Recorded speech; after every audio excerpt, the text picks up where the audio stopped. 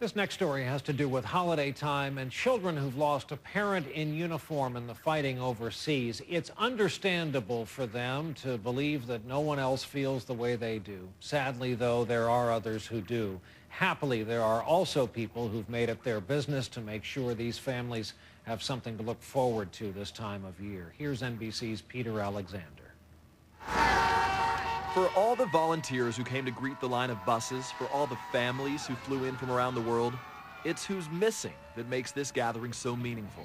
My daddy's in heaven. Everyone here has lost a parent or a spouse to the war on terror. Everyone. Sidney Lopeteski's dad, Brandon. Isaiah Latourne's father, Paul. In total, 381 families gathered in Southern California for what's called the Snowball Express, a 4-day holiday vacation, all expenses paid.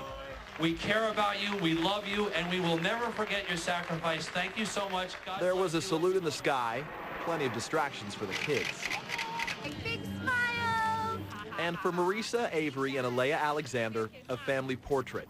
Staff Sergeant Leroy Alexander was killed in Iraq 4 months before the twins were born. When you look into the eyes of another mom like you who lost a husband, it's just this quiet understanding. You don't have to say anything because you just know. I'm watching, baby. Deborah Petty and Jennifer Funkhauser know. Both lost husbands in Iraq. They started sharing stories a year ago online. You have an instant best friend, somebody for life that's been through the same thing as you have.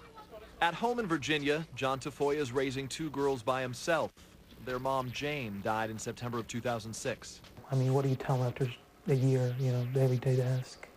So when's she coming home? Where's she at?